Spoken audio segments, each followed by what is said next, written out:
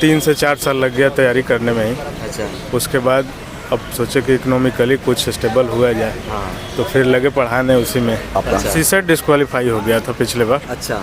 तो सीसेट में नहीं हुआ तो फिर जीएस का तो कोई मतलब ही नहीं था। तो जीएस क्लियर था? हाँ, जीएस क्लियर था, सीसेट नहीं था, इसलिए पिछली बार नहीं हो पाया। इस बार सीसेट जीएस दोनों हो गया।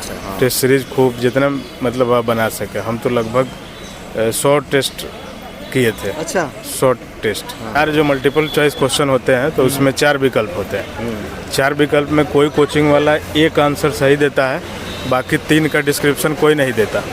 तो हमने क्या किया कि जो गलत था उसका डिस्क्रिप्शन हम खुद तैयार किए। सर आपका मीडियम हिंदी है, तो हिंदी वाले जो स्टूडेंट्स को क्या क्या दिक्कतों का सामना करना पड़ता है? बहुत सारी दिक्कतें का सामना करना पड़ता है। जब से क्लास करना शुरू किए तभी से 1 क्वेश्चन 2 क्वेश्चन डेली लिखते थे। उसके बाद एसे का तैयारी, एसे जो पेपर होता है उसको हम हर संडे एक एसे लिखते थे। तो इतना एसे लिख दिए, लगभग 1000 एसे लिख चुके थे। अच्छा। नमस्कार दोस्तों, आप लोगों का बहुत बहुत स्वागत है हमारे चैनल पर। मेरे साथ अभी सर जुड़े हुए हैं जो इस बार मेंस लिख रहे हैं। तो हम इनसे जानने की कोशिश करेंगे कि मेंस की प्रिपरेशन कैसे करें, और ये क्योंकि स्वयं भी एक कोचिंग में टीचिंग भी करते हैं तो इनको अच्छे से नॉलेज है कि किस तरह से स्टूडेंट्स को गाइड किया जाए, किस तरह से स्टूडेंट्स को तैयारी करना चाहिए। और अभी ये मेंस भी लिख रहे हैं, तो मैं सर से सबसे पहले सर आपका नाम जानना चाहूँगा। भूलन प्रसाद। तो सर ये आपका कौन सा अटेम्प्ट अब की बार लिख रहे हैं? मेंस कौन सी बार लिख रहे हैं? मेंस पहली बार। और अटेम्प्ट कौन सा है? सेकंड। अच्छा, तो सर आप टीचिंग भी करते हैं, सेकंड अटेम्प्ट में आप मेंस लिख रहे हैं, किस तरह से आपने तैयारी करी है? मतलब सबसे पहले मैं आपसे जानना चाहूँगा आपकी सोच यूपीएससी की प्रिपरेशन करने की कहाँ से आई कि नहीं करनी चाहिए? तैयारी बहुत पहले से करते हैं जी, लेकिन एग्ज़ाम देते नहीं थे, ऐसे ही अपना पहले प्रैक्टिस करते थे। लेकिन लगता था कि अभी नहीं होगा नहीं होगा। तो इस वजह से 3 से 4 साल लग गया तैयारी करने में ही। अच्छा। उसके बाद अब सोचे कि इकोनॉमिकली कुछ स्टेबल हुआ जाए। हाँ। तो फिर लगे पढ़ाने उसी में। अच्छा। तो पढ़ाते पढ़ाते अब हो गया आइडिया पूरा। तो हाँ। फिर दिए तो हो गया। पहली बार प्रीलिम्स हुआ लेकिन मेंस नहीं निकल पाया। आपकी बार अब देखिए क्या स्थिति है।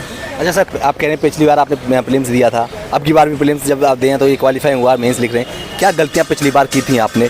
पिछली बार के कंपैरिजन इस बार क्या अलग किया सीसेट जिससे आपने प्रीलिम्स क्लियर हुआ आपका? सीसेट डिस्क्वालीफाई हो गया था पिछले बार। अच्छा। तो सीसेट में नहीं हुआ तो फिर जीएस का तो कोई मतलब ही नहीं था। तो जीएस क्लियर था? हाँ, जीएस क्लियर था, सीसेट नहीं था, इसलिए पिछली बार नहीं हो पाया। इस बार सीसेट जीएस दोनों हो गया। तो इसलिए मेंस। अच्छा, मतलब सर की जीएस की तैयारी अच्छी थी, सीसेट थोड़ा सा रहा जिसकी वजह से, तो मतलब सीसेट को भी इग्नोर नहीं किया जा सकता फिलहाल? जा सकता है, बिल्कुल नहीं। प्रीलिम्स की तैयारी कैसे करी आपने? प्रीलिम्स की तैयारी बस वहीं जो थ्योरी पार्ट पढ़ाया जाता है कोचिंग में, आप प्लस प्रैक्टिस खूब किए जितना टेस्ट सीरीज बना सके। अच्छा। टेस्ट सीरीज खूब जितना मतलब आप बना सके। हम तो लगभग 100 टेस्ट किए थे। अच्छा। 100 टेस्ट। हाँ। उसको पूरा किए तो 100 टेस्ट में लगभग 10,000 क्वेश्चन का प्रैक्टिस हो गया। हाँ। फिर इतना प्रैक्टिस हो गया कि अब कोई भी क्वेश्चन पूछेगा उसका कुछ ना कुछ तो जानते ही हैं। हाँ। तो एलिमिनेशन मेथड लगाए या जिसके बारे में जान रहे हैं उसको ऐसे करके अच्छा रहा है इसको। जो बच्चे तैयारी कर रहे हैं, करना चाहते हैं, पहली बार जो प्रीलिम्स देंगे, उनको किन किन बातों का ध्यान रखना चाहिए तैयारी से पहले, कि कैसे तैयारी करी जाए ताकि जीएस और सीसेट दोनों को लेकर के किस तरह से चलना चाहिए ताकि डिस्क्वालीफाई ना हो? पीवाई के प्रीवियस ईयर क्वेश्चन आता है, सबको पता है। तो उसी के इर्द गिर्द जैसे जिस टॉपिक से ज़्यादा सवाल पूछा जा रहा है उसी को बहुत बार रिवीजन करे, उसको पढ़े, क्वेश्चन बनाए। क्वेश्चन में अगर गलत हो रहा है तो हमारा स्ट्रेटजी ये था कि 4 जो मल्टीपल चॉइस क्वेश्चन होते हैं तो उसमें 4 विकल्प होते हैं। 4 विकल्प में कोई कोचिंग वाला एक आंसर सही देता है, बाकी 3 का डिस्क्रिप्शन कोई नहीं देता।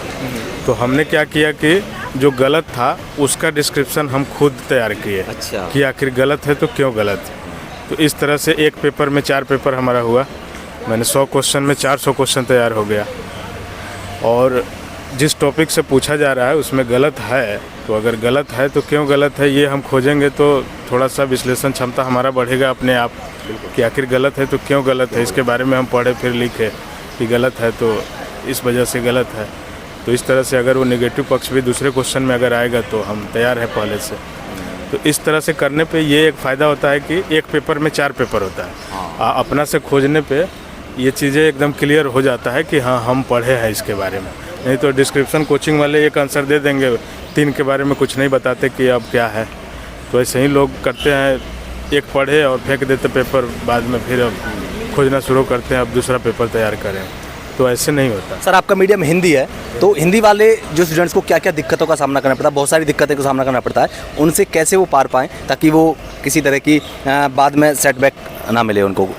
हिंदी मीडियम में दिक्कत कुछ नहीं होता, लेकिन वही है मेंस में थोड़ा सा बेनिफिट कम मिलता है, क्योंकि हिंदी में लिखना, पाई पढ़ना, तारकुन बारजून मात्रा ये सब करते धरते टाइम ज़्यादा लगता है, लेकिन इंग्लिश वाले को ये सब कुछ नहीं करना होता। हाँ, सीधा लिखते तो हैं, सीधा एक क्वेश्चन को वो लोग 7 मिनट में अटेम्प्ट करते हैं, हिंदी वाले 10 मिनट लगाते हैं। तो इस वजह से गैप जो एक क्वेश्चन में 3 मिनट का होता है वहीं छूटते जाता है, लास्ट में कुछ क्वेश्चन छूट जाता है।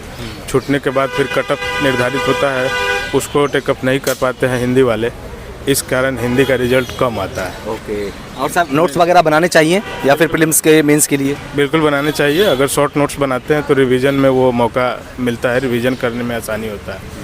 जैसे बहुत सारा टॉपिक तो बहुत है, लेकिन लगता है कि जिस टॉपिक से ज़्यादा सवाल पूछा जा रहा है उससे अगर आप शॉर्ट नोट्स बना लेते हैं तो अभी के टाइम में रिवीजन कर लेंगे तो जाकर तुरंत क्लिक करता है ऑप्शन और सही कर लेंगे। ओके सर, मैं आपकी मेंस की प्रिपरेशन को बारे में जानना चाहूँगा। आपकी अप्रोच क्या रहती है मेंस में? आंसर राइटिंग कब से करनी चाहिए? आपने शुरुआत से ही आंसर राइटिंग करी थी? शुरुआत से ही आंसर राइटिंग का ये है कि रोज़ अगर आप लिखते हैं, फुल पेपर ना लिख के रोज़ भी 2-3 सवाल 5 सवाल रोज़ अगर लिखते हैं तो प्रैक्टिस में रहेंगे, और प्रैक्टिस में रहेंगे तो यहाँ कम टाइम में लिख पाएंगे। इसलिए हम लोग प्रैक्टिस किए थे शुरू से ही। जब से क्लास करना शुरू किए तभी से 1 क्वेश्चन 2 क्वेश्चन डेली लिखते थे। उसके बाद एसे का तैयारी, एसे जो पेपर होता है उसको हम हर संडे एक एसे लिखते थे।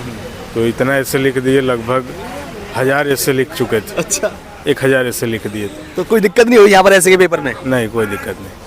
तो मतलब बढ़िया प्रैक्टिस होगी तो कोई दिक्कत नहीं है, चाहे हिंदी मीडियम हो चाहे इंग्लिश मीडियम। हाँ, बिल्कुल। अगर प्रैक्टिस हो, स्पीड अगर आपका अच्छा है तो हिंदी इंग्लिश का कोई मतलब नहीं है। एक और चीज़ सर, मेंस की आंसर राइटिंग की अप्रोच क्या होनी चाहिए? हिंदी मीडियम वाले किस तरह से कॉम्पीट कर सकते हैं इंग्लिश वालों के साथ में? नहीं, थेसिस बेस्ड राइटिंग होता है एक, कि जो सवाल पूछा है उसी को थेसिस बना के उसी को प्रूफ कर दीजिए। इंट्रोडक्शन में उसके बारे में कुछ लिख दीजिए, फिर मेन बॉडी में उसका चार्ट टेबल अगर बनाते हैं तो ज़्यादा अच्छा होता है।